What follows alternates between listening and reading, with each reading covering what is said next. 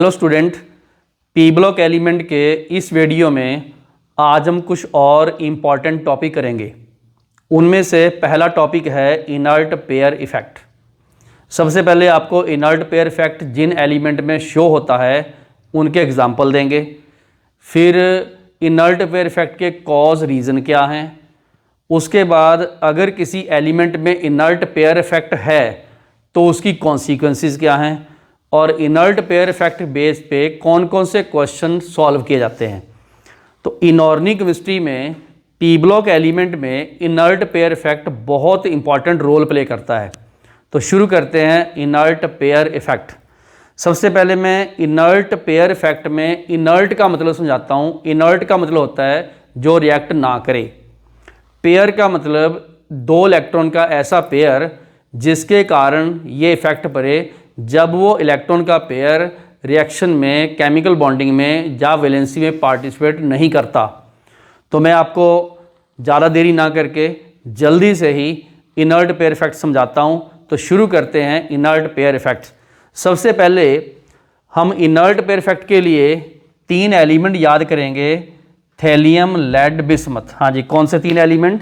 Thallium, lead, bismuth. लो जी, thallium है एटॉमिक नंबर 81, लेड है एटॉमिक नंबर 82, बिस्मथ है एटॉमिक नंबर 83। तो आपको तीन एलिमेंट इनर्ट पेयर इफेक्ट के लिए सबसे पहले याद रखने हैं। 81 जो एलिमेंट है ये ग्रुप नंबर 13 का है, 82 ग्रुप नंबर 14 का है, और 80 जो 3 है वो ग्रुप नंबर 15 का है। जो बच्चे आज मेरे साथ इस वीडियो में जुड़ेंगे वो सारे इससे पिछले वाला वीडियो 1 और पी ब्लॉक एलिमेंट जरूर देखें, क्योंकि हमने उस वीडियो में पी ब्लॉक एलिमेंट के एलिमेंट का इलेक्ट्रॉनिक कॉन्फिगरेशन, उनकी पोजीशंस और general trends of the properties discuss कर लिए हैं।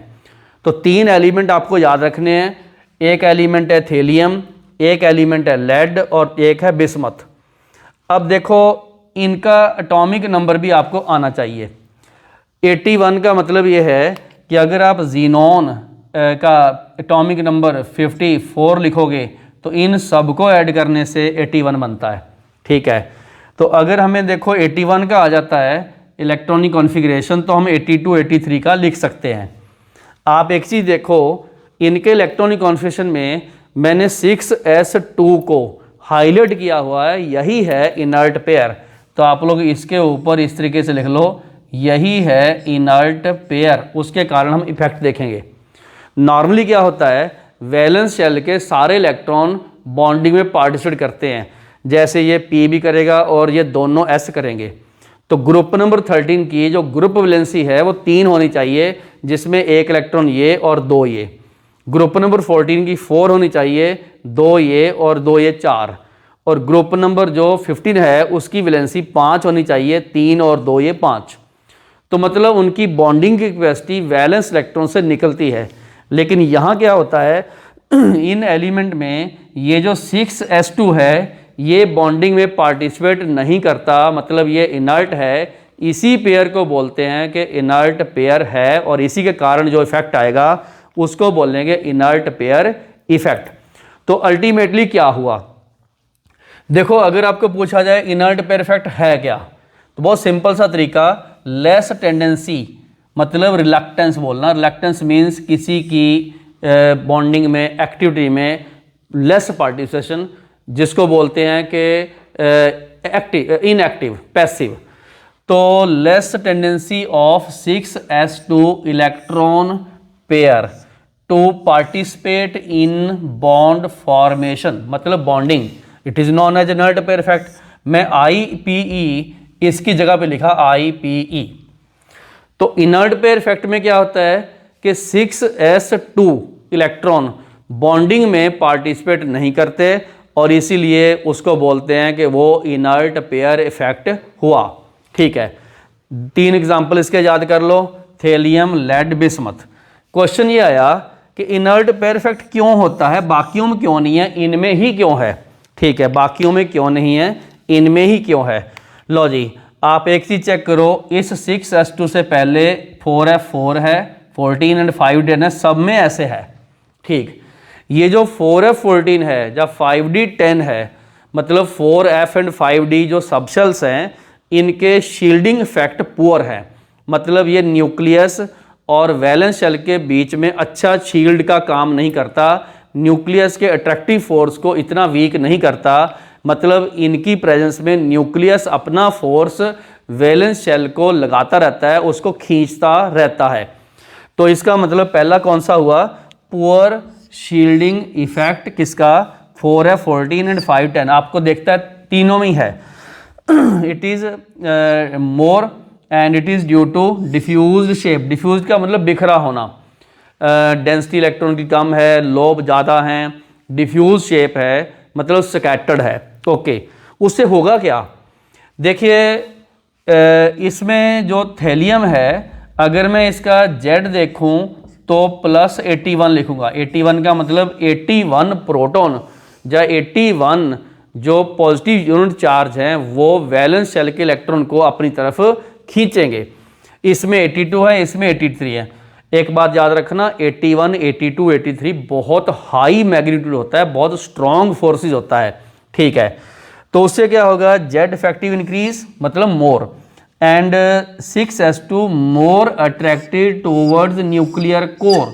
अब न्यूक्लियर कोर कहाँ से आ गई, इस जीनोन तक जो नोबल गैसेज है उसको हम न्यूक्लियर कोर बोलते हैं, ठीक है। तो ये न्यूक्लियस की तरफ खींचा जाएगा। उससे क्या होगा, अगर कोई चीज़ न्यूक्लियस की तरफ खींची गई तो फिर ये थोड़ी पार्टिसिपेट करेगी, इसको तो हम एक्साइट ही नहीं कर पाएंगे, फिर उसमें ये 1, ये 2 और ये 3 पार्टिसिपेट करेंगे लेकिन ये दो जो है 6s2 वो न्यूक्लियस अपनी तरफ खींच लेगा और पार्टिसिपेट नहीं करने देगा, इसलिए तो ये इनर्ट पेयर इफेक्ट है। तो पहला मेन रीजन क्या हुआ, poor shielding effect of 4F14 and 510। एक चीज और देखो, जब भी इसने बॉन्डिंग में पार्टिसिपेट करना है तो ये 6s ने एक्साइट होना है आगे, बिल्कुल सही। अब एक्साइट होने के लिए क्या चाहिए, एक्साइट होने के लिए तो चाहिए एनर्जी। अब एनर्जी कहाँ से आएगी, बॉन्ड एनर्जी से आएगी। बॉन्ड एनर्जी किसकी ज़्यादा होगी, जिसका साइज छोटा है। वैसे अगर अपने देखें तो ये हर ग्रुप का लास्ट एलिमेंट है, बिल्कुल बॉटम पे पड़ा है, ठीक है ना। अगर आप देखो boron, boron, aluminium, gallium, indium, thallium बिल्कुल नीचे, ठीक है। और लेड देखोगे, कजन सिस्टर जी सुनो प्रॉब्लम बिल्कुल नीचे। ये देखोगे नाना पाटेकर आज से सब्जी बेचेगा बिल्कुल नीचे। तो किसी ग्रुप का बिल्कुल लोएस्ट जो एलिमेंट है उसका साइज बड़ा होता है, ओके, साइज बड़ा होता है। उससे क्या होगा, यहाँ नोट कीजिए, as the size increase top to bottom. अब देखो इनके साइज तो बहुत बड़े हैं, तो लेस बॉन्ड एनर्जी किसी को खींचने की पावर रिलीज होगी। और इसी से क्या होता है कि it is not sufficient to excite, क्योंकि मैंने पहले बोला इन इलेक्ट्रॉन को आगे एक्साइट करना हमने, तो excite the electron from 6s to 6p। देखो यहाँ पर 6p में 1 है तो 2 ऑर्बिटल और खाली पड़े हैं। अगर मैं इसको यहाँ एक्साइट करूँगा 6p में तो ये 3 अनपेड हो जाएंगे, बॉन्डिंग 3 बनाएगा।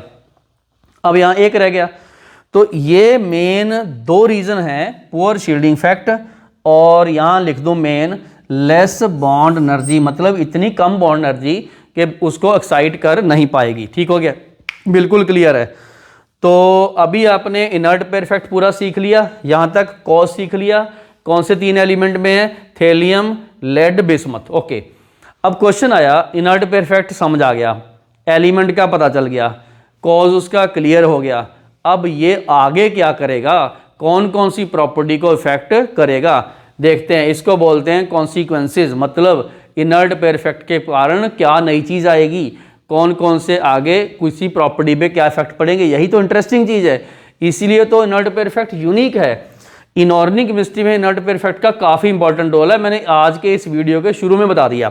ठीक है, तो जब इनर्ट पेयर इफेक्ट आता है, मैं 1 by 1 पॉइंट दूंगा, अभी ये पॉइंट 1 है, आगे और भी आएंगे। तो इसमें क्या होता है, stability of the group oxygen state.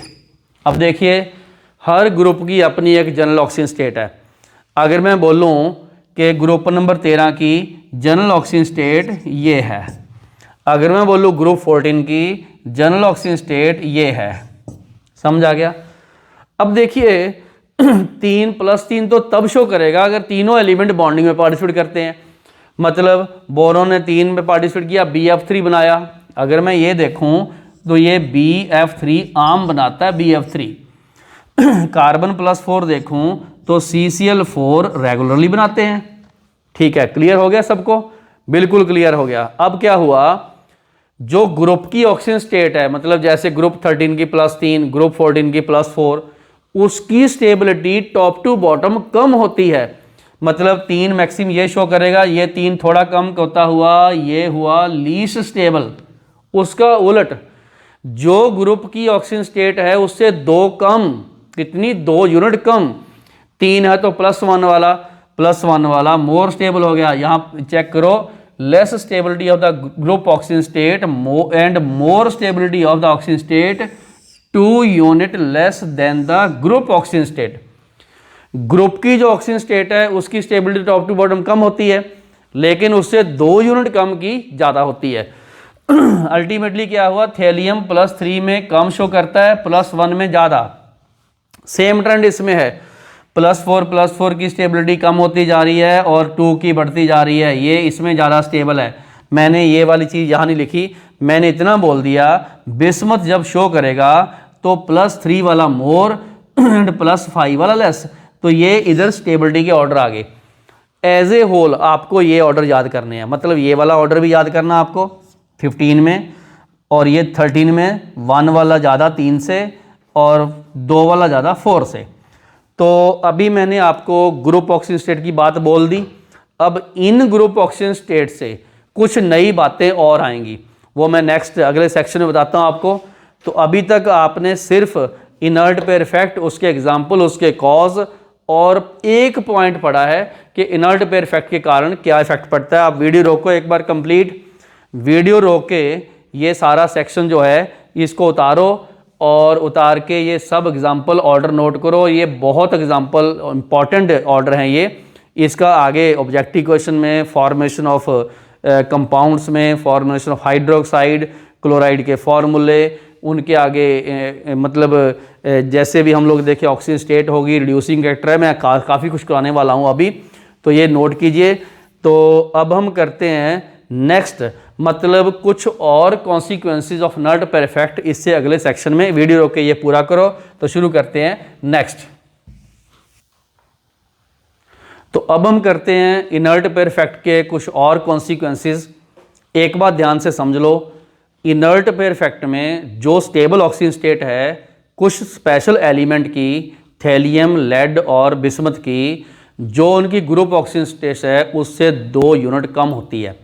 अब उसी से ही आगे कुछ और कॉन्सिक्वेंसेज आती हैं, जिनमें ये दूसरे वाली कौन सी है। लो जी, दूसरे वाली कौन सी है, फॉर्मूले of the oxide, hydroxide, halide change, नए फॉर्मूले बन गए। जैसे हमें पता है एल्यूमिनियम का फॉर्मूला था Al2O3, अब थेलियम का भी TlO2 होना चाहिए था, Tl2O3, लेकिन असल में क्या होता है, ये वाला स्टेबल है। जो उसकी स्टेबल ऑक्सीजन स्टेट है, मैंने यहाँ लिख दी +1, यहाँ लिख दी +2, इधर लिख दी मैंने +3। उसके अकॉर्डिंगली ये वाला ये बनाएगा और ये नहीं बनाएंगे, लिख के काट दो, मतलब ऑक्साइड के फार्मूले चेंज हो गए। उसी तरीके से क्या होगा, हाइड्रोक्साइड के भी चेंज हो जाएंगे। मतलब अगर थेलियम की बात करते हो तो उसका TlOH बनेगा, TlOH थ्राइस नहीं बनेगा। जैसे नॉर्मली क्या होता है, AlOH थ्राइस होता है, तो TlOH थ्राइस नहीं बनेगा। सिमिलरली क्या होता है, क्लोराइड के जो मैंने ब्रैकेट में लिखे हैं वो वाले अनस्टेबल हैं, और जो मैंने बाहर लिखे हैं वो स्टेबल हैं। ये लो, इसका बन गया, और लेड का बन गया +2 वाला ये स्टेबल, और बिस्मथ का बन गया +3 ये स्टेबल। जो ब्रैकेट में लिखे हैं वो अनस्टेबल हैं, ठीक है, क्योंकि उनमें ये ज़्यादा स्टेबल हैं, क्योंकि जिस ऑक्सीजन स्टेट में जो एलिमेंट एग्जिस्ट करेगा उसी के अकॉर्डिंगली फॉर्मूला बनाएगा। तो इस केस में क्या हुआ, इनके फॉर्मूले ही चेंज हो गए, मॉलिक्यूलर मास ही चेंज होगा फॉर्मूले का, उनके एन फैक्टर भी चेंज हो गए। देखो, जहाँ हम लोग बोलते हैं कि जैसे हाइड्रोक्साइड है, उनके बेसिक कैरेक्टर के जो फॉर्मूले हैं, एन फैक्टर हैं, जिसको हम एसिडिटी बोलते हैं, वो भी चेंज हो गए। अब नेक्स्ट आ गया उसी से related, oxidising nature of thallium, lead. अब ये ऑक्सीडाइजिंग नेचर होगी, कहीं भी किसी फार्मूले में हाइपोथेटिकली अगर अपने +3 +4 +5 लिख दिया, हमें तो पता है ये तो स्टेबल नहीं है, तो खुद में क्या हो जाएगा, ये उससे लो वाले में चेंज हो जाएगा। आप चेक करो, माई चांस कहीं भी हमने Tl+3 देख लिया, फटाफट क्या करेगा वो 2 इलेक्ट्रॉन लेके इसमें चेंज हो जाएगा, क्योंकि ये सारे के सारे स्टेबल हैं, मतलब प्रोडक्ट साइड स्टेबल हो गए।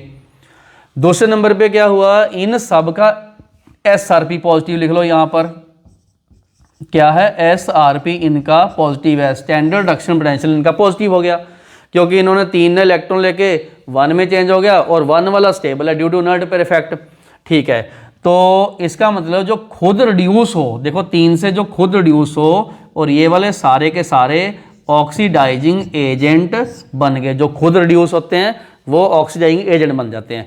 इतना पक्का है, 2 इलेक्ट्रॉन लेंगे सारे। अब इसके प्रूफ हैं कुछ, लो जी चेक करते हैं।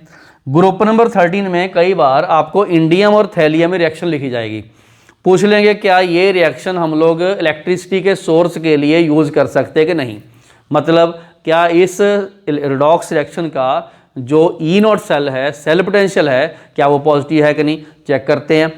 देखो ध्यान से समझो, इधर इंडियम +1 में है, थैलियम +3 में है, और ये दोनों के दोनों अनस्टेबल हैं। क्यों?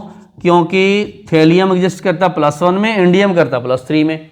ठीक है, हुआ क्या, इंडियम तो चेंज हो गया +3 में, थैलियम चेंज हो गया +1 में, और जो प्रोडक्ट साइड के हैं वो बन गए स्टेबल। अगर प्रोडक्ट साइड वाले स्टेबल हों, उनसे E0 सेल पॉजिटिव आता है और उससे ΔG नेगेटिव आता है। फॉर्मूला कौन सा था, ΔG = -NF E0 सेल। तो इसका मतलब जिसका ΔG नेगेटिव आ गया वो तो स्पॉन्टेनियस होगी। हर रिडॉक्स रिएक्शन जो स्पॉन्टेनियस है उसी को ही हम इलेक्ट्रिसिटी का सोर्स यूज कर सकते हैं। ओके, ये ध्यान से नोट कर लो। तो इससे ये हो गया, these redox reactions are spontaneous, yes, and can be used as a source of electricity। मतलब अगर हम लोग इससे सेल बनाएं और उनके कैथोड एनोड बनाएं, उनको फिर किसी डिवाइस में यूज़ करें, हम इलेक्ट्रिसिटी इनसे ड्रॉ कर सकते हैं, क्योंकि ये रिडॉक्स रिएक्शन क्या है, स्पॉन्टेनियस है, फिजिबल है। अब देखो इनर्ट पेयर इफेक्ट के 3 मेन पॉइंट हैं। कई बार कोई अननोन पॉइंट आए, ये ध्यान रखना, आपने ऑक्सीजन स्टेट को बेस मान के उसके क्वेश्चन की ट्रिक को समझ के सॉल्व करना है। ठीक है, होता है बहुत बार कई नई चीज़ें आती हैं, तो 3 तो मेन मैंने लिखाई दिए इधर। ठीक है, ओके। अब कुछ आई एक्सेप्शन। देखो एक्सेप्शन में ऐसा आता है, ये 3 एलिमेंट, कौन कौन से 3 एलिमेंट, फिर से बोलते हैं 1 बाई 1, थैलियम, लेड, बिस्मथ। ठीक है, ये इनर्ट पेयर इफेक्ट शो करते हैं, लेकिन फ्लोराइड के साथ नहीं करते। लो जी, no inert pair effect in the fluoride, मतलब TlF3 एग्जिस्ट करेगा, PbF4 करेगा, BiF5 करेगा। क्यों करेगा भाई, क्यों करेगा, इसलिए करेगा क्योंकि यहाँ पर 2 ऑक्सीडाइजिंग एजेंट में कंपटीशन है। एक है थैलियम, लेड, बिस्मथ, और एक है फ्लोरीन। आप सबको पता है इलेक्ट्रोकेमिकल सीरीज में fluorine is the strongest oxidising agent. तो फ्लोरीन क्या करता है, आपको सबको पता है, lithium is the strongest reducing agent, fluorine is the strongest oxidising agent. तो वो क्या करेगा, उसके कंपैरिजन में ये थोड़ी ऑक्सीडिंग एजेंट होंगे, ये तो खुद रिड्यूस हो जाएंगे, तो इसीलिए ये खुद ऑक्सीडाइज हो जाएंगे। तो because F2 is the strongest oxidising agent, मतलब एक्सेप्शन जरूर ध्यान रखनी हमने, फ्लोराइड के केस में कभी भी इनर्ट पेयर इफेक्ट नहीं लगाना। तो मैंने बहुत इंटरेस्टिंग चीज़ें आपको बताई हैं और आप लोग ये सारी चीज़ें नोट करो। इन ब्रीफ मैंने बताया, बहुत बहुत कम लिखाया और इन्फॉर्मेशन आपको ज़्यादा दी है, तो ये सारी बातें नोट करो। वीडियो रोक लो एक बार, क्योंकि इनर्ट पेयर इफेक्ट खत्म हो चुका है। अब हम नया ऐसा ही कोई और इंटरेस्टिंग टॉपिक शुरू करने वाले हैं P ब्लॉक एलिमेंट में, जिसका इस तरीके से एग्जाम्पल और यूज़ है। तो वीडियो एक बार रोको, वीडियो रोक के ये सारा उतारो, और अब हम करते हैं नेक्स्ट कुछ ऐसी ही और टेंडेंसी, ऐसी ही और प्रॉपर्टीज जिनका इनऑर्गेनिक केमिस्ट्री के ट्रिक्स को सॉल्व करने में बहुत इंपॉर्टेंट रोल है। तो शुरू करते हैं नेक्स्ट कुछ और। तो इस सेक्शन में हम एक नया कॉन्सेप्ट स्ट्रॉन्ग करेंगे, उसकी एप्लीकेशन भी करेंगे, बहुत इंटरेस्टिंग है। थोड़ा सा लिंक इसका केमिकल बॉन्डिंग से है। कॉन्सेप्ट का नेम क्या है, role of vacant D orbital. तो एक चीज़ बता दूं, ये कोवलेंट कंपाउंड का कॉन्सेप्ट है। कोवलेंट कंपाउंड बनाते हैं नॉन मेटल और पी ब्लॉक में मैक्सिमम नॉन मेटल होते हैं। एस ब्लॉक में नॉन मेटल नहीं है, डी ऑर्बिटल में नॉन मेटल नहीं है, एफ ब्लॉक एलिमेंट में नॉन मेटल नहीं है। तो नॉन मेटल किस में है? पी ब्लॉक एलिमेंट में है। तो पी ब्लॉक एलिमेंट में जो नॉन मेटल है वो बनाते हैं कोवलेंट कंपाउंड, और ये है कोवलेंट कंपाउंड का कॉन्सेप्ट। कॉन्सेप्ट क्या है? सबसे पहले यहाँ टेबल पे कुछ एलिमेंट लिखे हुए हैं। पीरियड नंबर 2 के एलिमेंट हैं boron, carbon, nitrogen, oxygen, fluorine, neon. ये पीरियड नंबर 2 के एलिमेंट है। इन पीरियड नंबर 2 के एलिमेंट का 2s2 2px इलेक्ट्रॉनिक कॉन्फ़िगरेशन है। मतलब 2px ये power boron, carbon, nitrogen, oxygen के हिसाब से चेंज होगी। बोरॉन में 1 होगी, कार्बन में 2 होगी, नाइट्रोजन में 3 होगी, देन इस तरीके से बढ़ेगी। आप ये ध्यान दो, पीरियड नंबर 2 में वेकेंट डी ऑर्बिटल नहीं है। तो ऐसे लिखना आपने, ऐसे एरो लगा के, नो वेकेंट डी, इसमें नहीं है। क्लियर है बिल्कुल? लॉजिक, पीरियड नंबर 2 के एलिमेंट में वेकेंट डी ऑर्बिटल नहीं है। हाँ जी, क्या बोला? पीरियड नंबर 2 के एलिमेंट्स में vacant D orbital valence shell में नहीं है। ठीक है, अब आया 2 के बिना सारे। अभी मैं तीसरे पे बता दूंगा, तीसरे पे जो लग गया बाकियों पे लगेगा। तीसरे पीरियड में वैलेंस शेल में 3s2 आएगा, 3px आएगा, वही x1 2 3 4, लेकिन ये रहा 3d खाली वेकेंट डी ऑर्बिटल।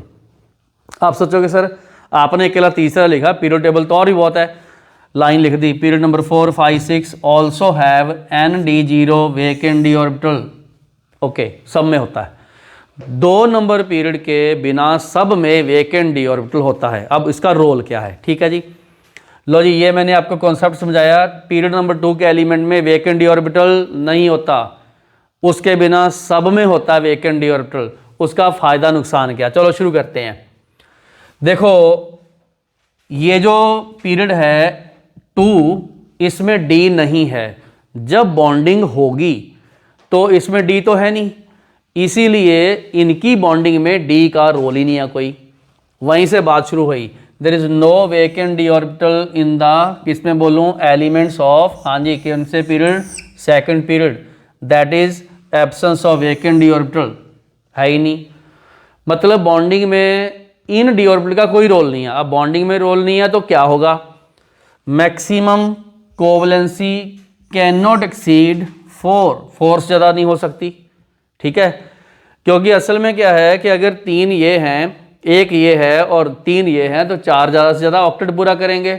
अगर डी भी आ जाता है तो 5 6 7 तक जाएंगे। सुपर ऑक्टेट के कोई चांस नहीं है, हाइपरवैलेंसी के कोई चांस नहीं है। लो जी, बोरॉन बनाएगा मैक्सिमम, ये नहीं बनाएगा। कार्बन मैक्सिमम बनाएगा CCl4, ये नहीं बना सकता। नाइट्रोजन बनाएगा NF3, ये नहीं बना सकता। ऑक्सीजन बना सकता है OF2, बट ये नहीं बना सकता। फ्लोरीन FCl बनाएगा, बट ये नहीं बना सकता। इसी तरीके से नियॉन तो कंपाउंड नहीं बना सकता। मतलब वेकेंट डी नहीं है। एक बार बता दूं, यहाँ एक थंब रूल लिखा हुआ है। क्या? वो एलिमेंट ये वाले जिनमें वेकेंट डी नहीं है, जब भी वो कंपाउंड बनाएंगे, उन कंपाउंड के सेंट्रल एटम में, फिर से सुनिए, जब भी वो कंपाउंड बनाएंगे, उन कंपाउंड के सेंट्रल एटम की हाइब्रिडाइजेशन में, सेंट्रल एटम की हाइब्रिडाइजेशन में कभी भी डी ऑर्बिटल नहीं होगा। मतलब समझो ध्यान से, these element can not show any hybridisation with d orbital. मतलब ना तो sp3d, ना ही sp3d2 और sp3 कौन सी होगी, but can show sp3 maximum. sp show कर सकता है, sp2 शो कर सकता है, sp3 शो कर सकता है, d वाला नहीं करेगा। ओके, ये तो हुई बात पीरियड नंबर 2 की। अब आ गया जो एलिमेंट में जिनमें vacant D orbital, there are vacant D orbital in all elements other than period 2। मतलब 3 4 5 6, फिर क्या होगा? दे कैन एक्सपेंड ऑक्टेट, मतलब 8 से ज़्यादा वैलेंस शेल में इलेक्ट्रॉन। जैसे मान लो sp3d आया तो 5 और इंटू 2 किया 10 इलेक्ट्रॉन हो गए, पेंटावेलेंट बना दिया। इसी तरीके से हेक्सावेलेंट, हेप्टावेलेंट बन गए। दे फॉर्म सुपर ऑक्टेट और हाइपर वेलेंट कंपाउंड्स। इफेक्ट क्या है इसके? देखो, मैंने पहले बोला कि ये वाला जो कॉन्सेप्ट है ये बॉन्डिंग से रिलेटेड है। मॉलिक्यूल की एग्जिस्टेंस से रिलेटेड है, वैलेंसी से रिलेटेड है, कौन कौन से कंपाउंड एग्जिस्ट कर सकते हैं उससे रिलेटेड है। Aluminium form AlF6, aluminium also form AlH2O6+3, हाँ ये देखो आप, इसकी वैलेंसी 6 होगी। Silicon also form SiCl6-2, also का मतलब SiCl कार्बन की तरह ये तो बनाएगा ही SiCl4, लेकिन वो आगे भी चलेगा। फास्फोरस ऑल्सो फॉर्म, ऑल्सो का मतलब क्या हुआ, जैसे नाइट्रोजन ने बनाया NF3 वो NF5 भी बनाएगा। यहाँ एक चीज़ मैं ठीक कर दूँ, NF5 नहीं बनाएगा, यहाँ ठीक कर लेना, मतलब NF3 बनाएगा बट नो NF5, ठीक कर लो इसको, थोड़ा और देख लो कोई गलती ना हो। ओके, और सल्फर SF4 बनाएगा, SF6 बनाएगा, SF2 तो बनाएगा ही, क्लोरीन ClF3 बनाएगा, आर्गन और ये आगे जाके इसी तरीके से फ्लोराइड के साथ कंपाउंड बनाएंगे, क्योंकि उनमें क्या है, वेकेंट डी ऑर्बिटल। तो ये सब क्वेश्चंस हैं ऐसे कि this form this compound but that not, ऐसे आता है कंपाउंड। क्वेश्चन तो ऐसे आएंगे जब आप मॉड्यूल सॉल्व करोगे और सब्जेक्टिव ऑब्जेक्टिव असाइनमेंट सॉल्व करोगे, वहाँ ऐसा क्वेश्चन आएगा, nitrogen form NF3 but phosphorus also form PF5, या nitrogen form NF3 but not form NF5, NF3 बनाएगा। ये सब क्वेश्चंस हैं, these all are the questions. इनको सब्जेक्टिव में लिख के एक ध्यान रखना, ये कोई भी क्वेश्चन आ जाए उसका ये आंसर है, ये वाले कोई भी क्वेश्चन आ जाए उसका ये आंसर है। दिस इज द आंसर, मैंने कॉन्सेप्ट पहले बनाया वो आंसर है, ये एग्जाम्पल है, तो हमें डिस्कस इसी फॉर्म से करना है। तो अभी मैंने जो आपको बात बताई, बहुत इंपॉर्टेंट बात बताई है, वेकेंट डी ऑर्बिटल का रोल। क्लियर हो गया बिल्कुल? आप लोग वीडियो रोको, वीडियो रोक के ये सारी चीज़ें उतारो और ये मान के चलो, बहुत छोटी सी बात में मैंने इतने क्वेश्चन करा दिए, गिनोगे ना तो 1 2 3 4 5 6 7 और 8 9 10 11 12 13, पी ब्लॉक में 13 क्वेश्चन इतने में करवा दिए मैंने। क्लिक करना चाहिए आइडिया, बिल्कुल क्लिक, ठीक है? क्लियर हो गया? लो जी, ये आप वीडियो रोको, इसको सारे को उतारो और अब हम करते हैं कुछ नए और कंसेप्ट। जैसे मैंने बोला था, हर बार हमने कोई कंसेप्ट उठाना है और उसको अप्लाई करके आगे बढ़ना है। तो ये वीडियो सेक्शन ये पूरा कर लो, वीडियो रोक के, कोई रह ना जाए, कोई एग्जाम्पल गलती ना हो, ठीक है? पूरा ध्यान से चेक कर लो। और अब करते हैं हम नेक्स्ट और नया कॉन्सेप्ट पी ब्लॉक एलिमेंट में। तो इस सेक्शन में हम एक बहुत इंपॉर्टेंट नया और कॉन्सेप्ट करेंगे और वो है मल्टीपल बॉन्डिंग। थोड़ा सा बता दूं, मल्टीपल बॉन्डिंग का मतलब डबल बॉन्ड ट्रिपल बॉन्ड होना। क्लियर है? बहुत सारे इसके एग्जाम्पल हैं, कार्बन कार्बन में डबल बॉन्ड है, कार्बन कार्बन ट्रिपल बॉन्ड है, नाइट्रोजन में ट्रिपल बॉन्ड है, ऑक्सीजन में डबल बॉन्ड है, मतलब काफ़ी सारे ऐसे एग्जाम्पल हैं जिसमें आपको डबल ट्रिपल बॉन्ड देखने को मिलेगा। क्वेश्चन ये आया, पीरियोडिक टेबल में कौन से एलिमेंट डबल ट्रिपल बॉन्ड बनाने की समर्था और ये रखते हैं, टेंडेंसी रखते हैं? ठीक है, क्लियर? बहुत सिंपल सा आंसर, छोटे साइज वाले। कौन से? छोटे साइज वाले। वो क्यों? अब देखिए, जो छोटे साइज वाले एलिमेंट हैं उनमें साइड वाइज ओवरलैपिंग की टेंडेंसी मैक्सिमम है, तो वो पाई बॉन्ड बना के डबल बॉन्ड बना लेंगे। अगला क्वेश्चन ये आया, क्या पीरियोडिक टेबल में top to bottom multiple bonding का कोई ऑर्डर है? Answer, top to bottom decrease. क्यों? जैसे साइज बड़ा होगा कोवलेंट बॉन्ड वीक हो गया, साइड वाइज ओवरलैपिंग नहीं होएगी, इसका मतलब top to bottom double bond की बजाय बॉन्ड सिंगल ही रहेंगे। तो ये मैंने आपको मल्टीपल बॉन्डिंग का in general concept P block element का बताया और ये आपने अप्लाई करना है। ये जो एलिमेंट है boron carbon nitrogen oxygen fluorine, इनमें डबल बॉन्ड हो सकते हैं, होंगे नहीं कईयों में, जैसे इसमें नहीं होते। ओ डबल बॉन्ड ओ होता है, एन ट्रिपल बॉन्ड एन होता है, कार्बन डबल बॉन्ड या ट्रिपल बॉन्ड सी होता है, इस तरीके से इनमें हो सकते हैं। लेकिन आपको कभी भी सिलिकॉन फास्फोर सल्फर में डबल बॉन्ड ट्रिपल बॉन्ड बहुत कम या नहीं मिलेंगे, ठीक है? तो पहले ये चीज़ नोट करो जो मैंने अभी बताई। लो जी, tendency to form double and triple bond is known as formation of multiple bond. Multiple bond में क्या होता है? पाई बॉन्ड बनना होता है। Example, carbon double bond triple bond, nitrogen oxygen, ये सब डबल बॉन्ड ट्रिपल बॉन्ड आपको दिखते हैं और इनसे बनने वाले कंपाउंड में ये डबल बॉन्ड ट्रिपल बॉन्ड होंगे। जैसे CO2 है, वहाँ पर ये CO होगा, N2 में ये होगा, अल्काइन में ये होगा, अल्कीन में ये होगा, N2 मॉलिक्यूल में ये है, O2 में ये है, HCN में या किसी और में ये है। तो दिखते तो हैं डबल ट्रिपल बॉन्ड।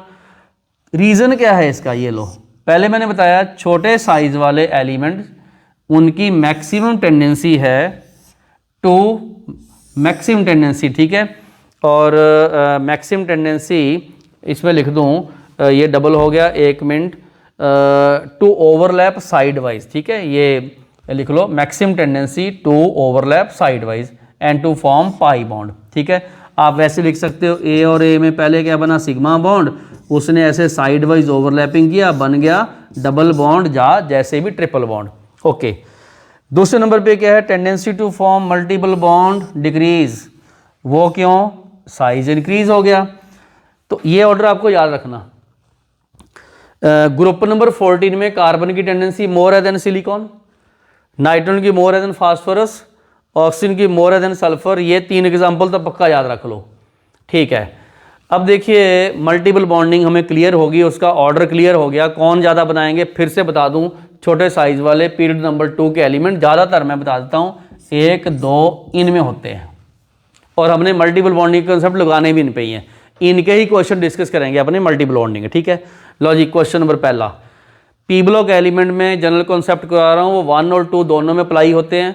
एग्जाम्पल मैं 1 के भी लूँगा, 2 के भी लूँगा, पूरा पी ब्लॉक एलिमेंट हमने इकट्ठा ही सॉल्व करना है। Okay, CO2 molecular and gas है, मॉलिकुलर मतलब जैसे CO2 छोटा molecule, discrete molecule, but SiO2 देखो लिखने में तो CO2 SiO2, ये नेटवर्क सॉलिड है, ऐसा क्यों? देखो कार्बन डाइऑक्साइड में जो CO बॉन्ड है उसमें मल्टीपल बॉन्ड है, ठीक है, because CO2 has carbon double bond O bond है और उसकी वैलेंसी डबल बॉन्ड से पूरी हो गई, ठीक है। अब डबल बॉन्ड से पूरी होगी, कार्बन ने 4 बॉन्ड बना लिए, मल्टीपल बॉन्ड बना के वो CO2 एग्जिस्ट कर गया, और moreover weak van der Waals force है इसमें।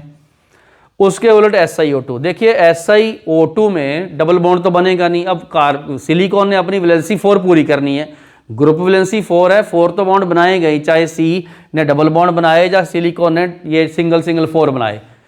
अब जब सिलिकॉन ऐसे बनाएगा तो उसकी 4 वैलेंसी पूरी होगी, इसकी 4 पूरी होगी, ये तो एक टेट्राहेड्रल नेटवर्क बन गया। और जितने भी टेट्राहेड्रल नेटवर्क हैं केमिस्ट्री में सब होते हैं solid, no multiple bond and hence network solid बना। और ये होते हैं जैसे डायमंड है, ग्रेफाइट है, सल्फर हो गया, जितने भी नेटवर्क सॉलिड होते हैं वो सारे के सारे मतलब क्या होते हैं, सॉलिड होते हैं। तो आपने ये ध्यान रखना। तो अभी मैंने एक पहला क्वेश्चन कराया आपको, ये सेक्शन वीडियो रोको, क्वेश्चन और भी करवाता हूँ क्योंकि मल्टीपल बॉन्डिंग तो जस्ट शुरू हुआ है। इसके क्वेश्चन तो हमने ये नाइट्रोजन के भी करने हैं, ऑक्सीजन के भी करने हैं, इनकी स्टेट के भी करने हैं, मॉलिकुलर जो एटॉमिसिटी उसके भी करने हैं हमने। तो अभी आप लोग वीडियो रोको, एक बार वीडियो रोक के जितना मैंने अभी करवाया स्पेशली ये क्वेश्चन ये आप उतारो, और अब हम करते हैं मल्टीपल बॉन्डिंग के बेस पर कुछ और नए क्वेश्चंस। तो चलते हैं आगे। तो मल्टीपल बॉन्डिंग के कॉन्सेप्ट को कंटिन्यू करते हैं, कुछ और क्वेश्चंस करते हैं मल्टीपल बॉन्डिंग के बेस पर। पहला क्वेश्चन है, नाइट्रोजन इज केमिकली अनरिएक्टिव। आप सबको पता है एटमॉस्फेयर में नाइट्रोजन बहुत है, नाइट्रोजन कम रिएक्टिव है इसीलिए ज़्यादा है। अगर रिएक्टिव होती तो एटमॉस्फेयर में नाइट्रोजन खत्म ही हो जाती। अब नाइट्रोजन ऑक्सीजन में कम कौन है, नाइट्रोजन ज़्यादा है, ऑक्सीजन लेस है। परसेंटेज देखोगे 78% के आसपास नाइट्रोजन है, ऑक्सीजन की परसेंट 20% के आसपास है बाय वॉल्यूम। जो रिएक्टिव होता है वो ख़त्म होता जाता है। अब नाइट्रोजन केमिकली अनरिएक्टिव है, फास्फोरस इज रिएक्टिव वाई। अब क्वेश्चन देखने में तो हमें लगता है कि कौन सा कॉन्सेप्ट लगेगा, मल्टीपल बॉन्डिंग है इसमें। नाइट्रोजन में स्ट्रॉन्ग बॉन्ड है क्योंकि ट्रिपल बॉन्ड है, बॉन्ड एनर्जी इसकी 924 किलो जूल अप्रॉक्सीमेट लिखा मैंने, और इसी से मल्टीपल बॉन्डिंग के कारण है ज़्यादा। डबल बॉन्ड ट्रिपल बॉन्ड टूटता नहीं है, जो टूटता नहीं है वो स्ट्रॉन्ग है। फास्फोरस ट्रिपल बॉन्ड कभी नहीं बनाता, मतलब अगर आप सोचो कि पी ट्रिपल बॉन्ड पी कांटा मार दो नहीं बनता, नो। लेकिन फास्फोरस ने अपनी वैलेंसी तो पूरी करनी है। देखो उसने अपनी वैलेंस शेल में जितने उसकी वैलेंस शेल में इलेक्ट्रॉन है 5, और बॉन्डिंग से उसने ऑक्टेट पूरा करना है। तो हर फास्फोरस आप देखोगे 3-3 बॉन्ड बनाता है, 1 2 3 1 2 3 1 2 3, तो ये P4 एग्जिस्ट कर गया। लेकिन आपने देखा सब सिंगल बॉन्ड है, वीक, और मोर ओवर P4 में तो एंगल स्ट्रेन भी बहुत है। ये वाला एंगल 60 डिग्री का एंगल होता है, उससे ये स्प्रिंग की तरह टाइट रहता है, थोड़ा सा भी एनर्जी मिलने से एकदम खुलता है, रिएक्ट करता है। ओके, समझ आ गया। दूसरा क्वेश्चन है इससे लिंक, नाइट्रोजन डायटॉमिक है, कहने का मतलब मल्टीपल बॉन्डिंग से एटॉमिसिटी भी चेंज होती है, ठीक, और ये गैस भी है। फास्फोरस आप देखोगे टेट्राटॉमिक है पहले, और दूसरे नंबर पे सॉलिड है, मतलब स्टेट भी चेंज होगी और एटॉमिसिटी भी चेंज होगी। मल्टीपल बॉन्डिंग ये रोल है इसका। Due to triple bond nitrogen की वैलेंसी पूरी होगी, कोवैलेंसी सेटिस्फाइड, समझ आ गया सबको। और ये N2 बन गया, N2 बन गया बस क्योंकि सेटिस्फाई हो गया।